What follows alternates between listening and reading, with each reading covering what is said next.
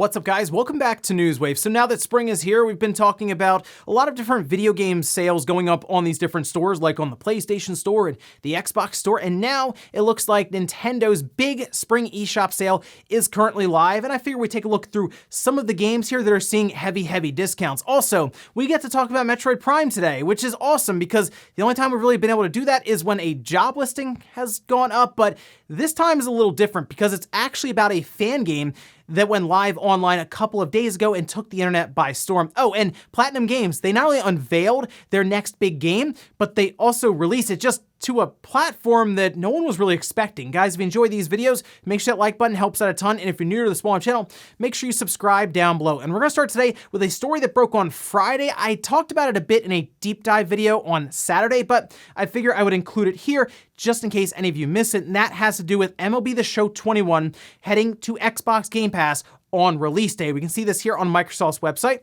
where they say, "We're delighted to announce that MLB The Show 21 is coming to Xbox Game Pass on day one and will be available on April 20th for Xbox Series X, S, and Xbox One, as well as on Android phones and tablets via xCloud Gaming Beta for Ultimate members." And this is really surprising to a lot of people because this is Sony's studio developing this game, and it's going to Game Pass, whereas it's going to be $70 on the PS5. I guess $6 on the PS4. Either way, though, it's going to have a larger upfront cost, technically, on release if you have it on the PlayStation than people on Game Pass on the Xbox, just downloading it in their subscription service. And trust me, for a sports title, that actually makes the most sense considering those things drop in price so quickly. Halfway through the baseball season, this game will be like $30, and then afterwards it'll be like 10, right? So this actually makes a lot of sense to go into a subscription service, but wow, this was obviously a surprise. Now, Microsoft most likely went to MLB and gave them the check, didn't have to deal with Sony at all, and here it is now showing up on Game Pass, and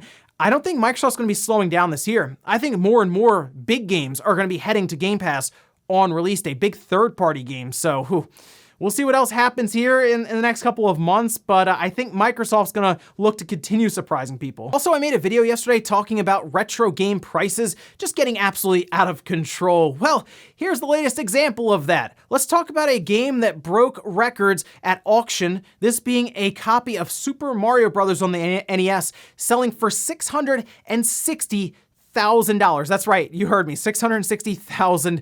Let's see a picture of it here, and IGN actually put together an explanation as to why this copy sold for so much. Obviously, you can see that it's sealed, it's graded at a 9.6, but they say the copy of Super Mario Bros. Sold this week by Heritage Auctions is a copy from the game's 4th printing run. This means that it did not have the GamePak NES-GP code and is missing the trademark symbol normally seen to the right of Nintendo Entertainment System, which was officially added to all black boxes in early 1987, which is, I mean, this is super impressive for a sealed copy of Super Mario Bros. To go for that much. I think previously there was another Mario game, I want to say it was like Mario 3, if I'm not mistaken. It's like $150,000 or so, and we had that Nintendo PlayStation auction off at about $360,000. But we're getting closer and closer to the idea of a sealed video game, retro game, going for $1 million. I do wonder if that's gonna happen because we are working up to that, and obviously it's gonna depend on the rarity of it, but I think it is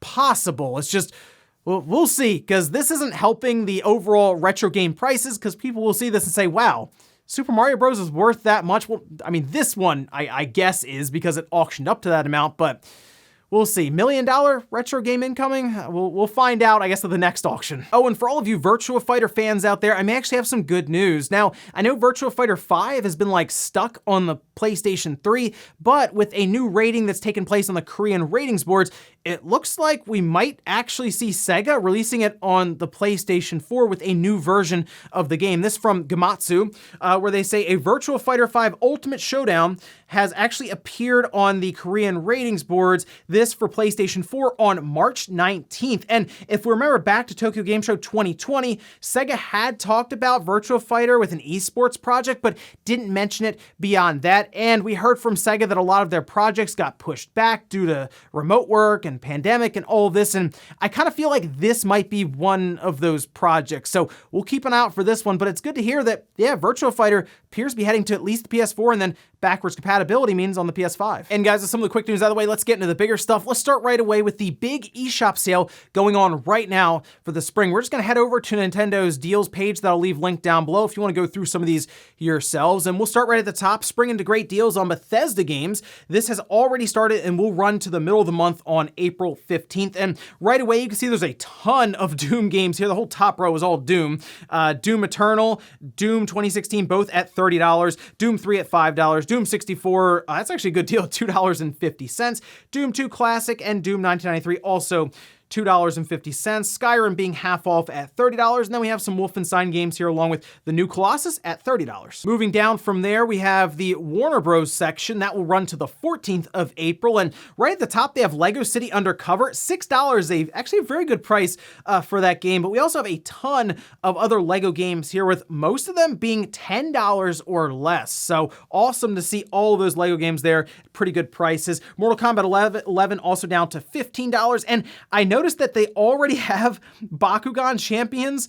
That's already marked down to $15. That just came out, a couple of months ago? That was November? Yeah, $50 down to $15 already. We also have Activision taking part in the spring sale, that running to April 11th. And we, of course, have Spyro Reignited Trilogy at $20, Crash Team Racing Nitro Fuel to $20. Then we have Crash Bandicoot Insane Trilogy at $20, and Diablo 3 Eternal Collection half off at $30. Now, from there, you can go through a massive list of just a bunch of games thrown together. So I decided to do that, and I picked out a few highlights here that I thought were worth mentioning. Ys Origin is $8. Final Fantasy Crystal Chronicles Remastered at $18. Crisis Remastered at $16.50. Oddworld Munch's Odyssey is $10. Then we also have Oddworld Stranger's Wrath. I think that is absolutely one to pick up at $10. Streets of Rage 4 at $16. Ashen at $14. Red Faction Guerrilla, which is a really fun game, at $7.50. And naturally, I had to throw it in there, Windjammers at $6. And I mean, I was like paging through just list after list after list of games that were marked down heavily. So overall, this is a pretty good eShop sale for the spring, and it's gonna take a while to go through them, but if you do and you spot some good hidden gems or some good discounts on solid games, leave them down in the comments and let some other people know some good ones to pick out so they can get some more games for their backlog, like we need more of those. But I mean, they're cheap, so you kind of got to buy them, right? It's that Steam effect for like the winter sale. It's there, it's like $3, why not? Next up, let's talk about Metroid Prime, or as they call it, Prime 2D. Now, this is a fan game that was originally shown as like an April Fool's Day joke, I think about a year ago. And this year they decided to release it. Now, I assume they did it as an April Fool's joke so they could kind of show it off, but pretend like it's just a joke. It's not a real game, Nintendo, don't mind us. And then here it is now, at least to the point where we can download it and play it on Windows PC. And I gotta say, I did, after seeing this being kind of passed around on Twitter, it's good. Like, it is shockingly good for being a fan game. I mean, a lot of people think of fan games, they don't expect this kind of quality, this kind of attention to detail, but it is there and is absolutely worth spending like half an hour or so of your time going through the demo and seeing what like 2D Metroid Prime would look like. That's the idea here. It's Metroid Prime, what we expect from the first-person 3D shooter style game, but they've taken it and put it more in line with Super Metroid or like a Metroid 2D style game, and it is really, really cool. Now, there was a full playthrough that was posted up on YouTube, so you can get a good look at the gameplay here, and the way it works with controls, WASD moves Samus around left and right, and then crouch, and then look up and all of this, and you use the mouse to kind of aim around Samus in all directions, and you click to shoot, or you would click the right mouse to scan, and it does play out very similar to how Metroid Prime has it set up, just from like a 2D aspect. It's very interesting to kind of go through it. Now, we also have some quotes here from VGC and the developers of this project saying, "We have a long history starting way back in April of 2004. We cycled through 5 different main programmers and have had hundreds of volunteers making thousands of resources, but that is the past and we are the now." So obviously we all know how this is going to end. A cease and desist order is going to show up there. I'm sure it's already been sent if it is not already with them. That's just the way Nintendo works. They see this stuff, it's got to get shut down pretty quick. It happened with AM2R, and then here comes Samus Returns. So I don't know if they're working on a 2D Metroid game. They're obviously working, or a 2D Metroid Prime game. They're obviously working on a Metroid Prime 4. But, I mean, this demo at least got out there, and that's one of the reasons I'm letting you guys know about it now. I know some of you said, don't talk about it, we gotta hide this. It's like, guys, come on, like, Nintendo knows this exists. I mean, it was up on forums over the weekend. It was up on Reddit. It was all over the place. Like, Doug Bowser isn't watching this right now and like just spit out his Cheerios and picked up the phone. They already knew about this. It was revealed as an April Fool's Day joke, and you know Nintendo's been keeping tabs on it since then. So my recommendation, go pick it up immediately. Spend like half an hour, 40 minutes or so going through it, because I think it's worth the experience. Even though it's a small like demo, small chunk of what their vision would be, it is certainly worth checking out and playing through. And who knows, maybe this is a good resume builder for them. Like seriously, some studios might look at this and say, wow, there's a lot of talent there. Maybe we should check in with them and see if they're interested in a job. Next up, let's talk about Sony, the PlayStation 4, and frame rate on the PlayStation 5, because we had that update for Ratchet & Clank, and it took it from 30 frames per second up to 60 frames per second on that PlayStation 5 console. And it is a much better game now because of that. So much more fluid. Digital Foundry did a video on it over the weekend and really just showed the massive difference. I mean, really, it looks super sluggish in the 30 frames per second mode versus what you're playing now on the PlayStation 5. And the patch kind of came out of nowhere. Yes, they gave the game away, but I wasn't really expecting it. I thought they would have just given the game away and kind of moved on. So it was really cool to see Insomniac do that. But check this out over on Twitter. This being from Lance McDonald saying PlayStation is somehow enabling games which are compiled on extremely old SDKs to detect that they're running on PS5 and unlock the frame rate. I don't know how they're doing this, but it's extremely cool and must make life for devs a lot nicer, not having to retarget a new SDK. And of course, we all know what everyone's thinking right now. The obvious segue here is this means Bloodborne could theoretically be officially updated to run at 60 frames per second, not 4K.